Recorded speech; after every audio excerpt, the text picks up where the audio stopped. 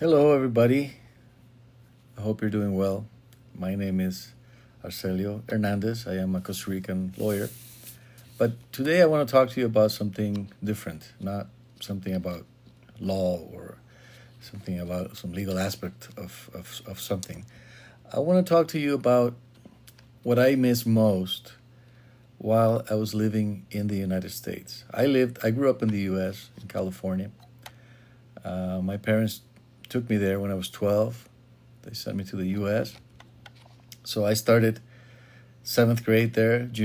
I went to John Marshall Junior High School. And then I went on to Millikan High School, Robert A. Millikan High School. This is in Long Beach, California. And so I finished my high school there, and then I did like 4 years of college in Long Beach. But while I was living there in California, you know, Costa Rica has a very small population. I don't know if you know this, but we only have about 5 million people. That's our total population, and that's like a U.S. city basically. I mean, it's very small, so it's not easy to find other Costa Ricans in the United States or anywhere else in the world, for that matter. Every time I did find somebody who was Costa Rican, it was like a celebration. We would hug and we would talk about what we miss most from our country. Of course, what we miss most is, of course, our people, the way we are. The way we're very like. I think Costa Ricans are very noble people. We are noble people. We like to say hello to strangers. We're very trusty. Like, we trust people too fast, maybe, and we are able to talk to people and say hello. We've lost some of these traditions, by the way, recently, unfortunately.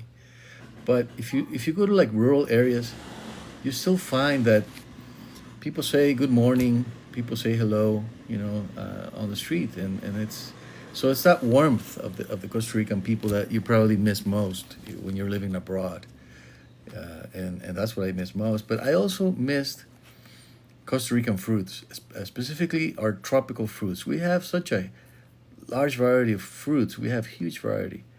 We have mangoes. We have pineapples. Not just any pineapple. We have some unique types even that have been developed here in Costa Rica, like the pink pineapples. They're like a trademark. We have fruits that I don't even know their name in English, if there is one, because they're very rare. We have one of my favorites, for example, the caimito. I'm sure that those Costa Ricans who are watching will agree with me that caimitos are just wonderful. I love them. I would eat caimitos as a kid. I grew up here in Costa Rica. I went to kindergarten and primary school here. And I remember my mother giving us caimitos, and those were really good. And also the famous mamones. Mamones, we have like two main varieties: the mamon chino, which is that red, hairy fruit, and we have the just the regular mamon, we call it, which is green. It's just a green ball. But they're delicious. I mean, those are things that you miss when you live abroad, because we don't have that stuff in we didn't have any of that in California. And even when I've traveled, for example, to Europe, I remember in Spain, I would ask the waiter, what sort of juice do you have? What sort of fruit juice do you have? And he would say to me, like, you should know, we have orange juice. We have orange juice. Zumo de naranja, he would say in his Spanish accent. Zumo de naranja. That's all they have, basically. I mean, they don't have much variety of fruits there in Europe. They have apples, they have oranges.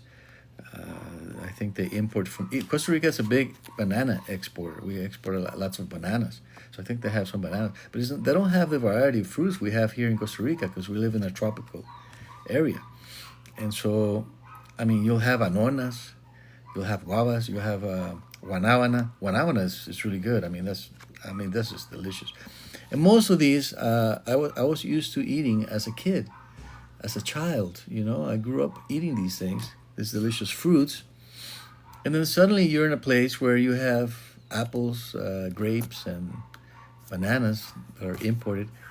but not very much else. I mean, you have a very few fruits, not the variety of fruits that we have here in Costa Rica. So when you do decide to visit Costa Rica, make sure you enjoy some of our fruits. Today I'm having a fruit plate here. This is pineapple. I got some orange. I have some grape, bananas. I've got these wonderful fruits, these delicious fruits that we enjoy so much in Costa Rica. So, if you have lived out of Costa Rica for a while, you will miss the people, the way we are, our warmth, our very easy to approach sort of way of being. Um, and you will miss our fruits for sure. Our fruits are just wonderful. There's a place called um, it's called what is it called? It's on the way to Jaco, Orotina. It's called Orotina. And in Orotina, they have like a fair every year of the mango fair. They call it because we have seasonal fruits, of course, and when it's the mango season, you will find that farmers have on the street even they sell all these just delicious mangoes, and the variety of mangoes is just great. So anyway, I just wanted to mention that Costa Rica has a lot to offer. I made a video about owning property in Costa Rica. And of course, some fellow Costa Ricans are like, we don't want to bring that many foreigners here, because we want to keep our identity and everything. So I understand that. But I think also, having lived abroad for, over a decade or more, um, I think it's not so much your citizenship, your nationality. Okay, that's important because there's a lot to that. Your traditions, the way you talk, the way you think. But there's a lot to that. But I think it's more like your education, the way you are. Because in the States, I grew up in a very metropolitan area. There were people from Asia, from Latin America, from Europe, of course, Americans also. Uh, so, I mean, you see how there's these so many cultures and so many people. But in the end, you know what? It's not so much your nationality. It's the way you are. I mean, your education, the way you treat people. Do you have a kind heart? I mean, you don't. There's no nationality for that. You can be from anywhere in the world, and have a kind heart and be a kind person. And I've had kind friends from like almost every country that you can imagine. Good people from the United States, from Canada, from India, from Iran. I had a very good friend from Iran in California. I still communicate with him. Hello, Ali, if you're watching. From Latin America. I mean, it's not so much your nationality as your heart, how you are inside, how you express yourself. Are you kind to people? I have very good friends, even to date, really good friends from the United States. And I also had some really bad experiences with people there that are, that are rude, basically. But you have to realize it's not so much your nationality as your kindness. And if we could bring people to Costa Rica who are kind, who are educated, I don't see anything wrong with that. We will be our culture can only be enriched, improved. I don't see why we have to just close ourselves to the world. I don't agree with that, but I do agree it's important what kind of people we attract. What type of people do we want here? Both as tourists and as maybe people who decide to retire here or have a vacation home. What kind of people do we want here? And I'll be honest, I've been in some areas, like Puerto Viejo and Limon, where I don't necessarily like what I've seen. The type of people who are settling there. Some people come down. Maybe they like to surf. Jaco area also, they like to surf. They like the beach. And they came for a vacation, maybe a 2-week vacation, but they decided they like it so much they want to stay. And then what do? They just stay. They don't apply for residency or anything. They just maybe work real estate because it's easy to work real estate here. You don't have to have a license. I have a real estate agent license, but it's not mandatory. Anybody can do real estate here. So they what they do is they rent a place, a house, and they start selling real estate to other foreigners, and this is how they survive for a long time. But I think it's more important what type of person we attract as a country, as a nation, and what incentives we give to people. Because I can tell you, I've been practicing law for almost 25 years, and I can tell you, we usually attract very good people from Canada, from the States. These are highly educated individuals. These are families that have really good values. So I think we're doing something right because we're attracting, I think, mainly good people who want to retire, who want to have a second home, a retirement home, or a vacation home in Costa Rica. So we have all these condo developments, by the beach, up in Guanacaste, up in the Pacific, down south. We have large communities, for example, of people from Quebec, Canada. They settled down near Uvita, in that area, in the southern part of the country, and they love it there. I mean, it's a very nice community. They're they like organic foods and like healthy living, and they're good people. I have clients there. I've met people there, and I think this is the type of people we want to attract. People who are conscious about our environment. Maintaining our environment. The forest, the clean air, the beach. The beautiful ocean we have. So I think this is the type of people we want to attract to Costa Rica. I know there are also people we don't want to attract here.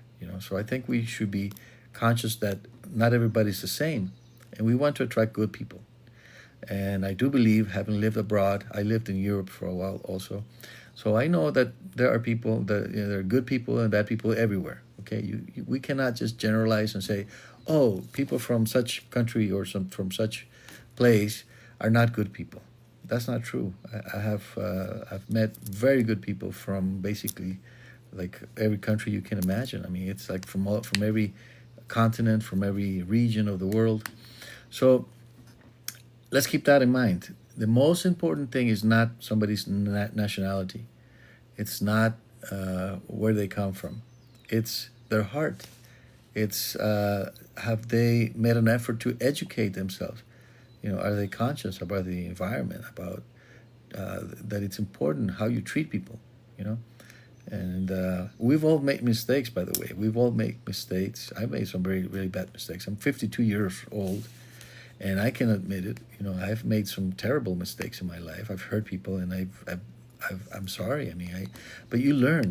The important thing is not to just make a mistake and never think about it or forget about it. No, it's that you learn from your experiences, good experiences and bad experiences. They're all life lessons, okay? And as long as we learn from them, from our mistakes, then we can move ahead and hopefully people, there are people who have a very good heart that are forgiving. They're forgiving, and we should be the same. It's like Christ taught us, when teaching people how to pray, he says, Lord, Father, forgive our sins as we forgive those who've sinned against us. So this basic principle, treating others as we would like to be treated, that's like the golden rule. And I think that's more important. That's more important than somebody's nationality or what country they come from. That's not as important as the good values, the good heart that people have. Anyway, I wanted to talk to you about fruits, basically. Costa Rican fruits. We have wonderful tropical fruits here in this country. I love the fruits. Some people say you should, not eat too much fruit because of the sugar factor, right? So you want to be careful, everything with moderation, of course.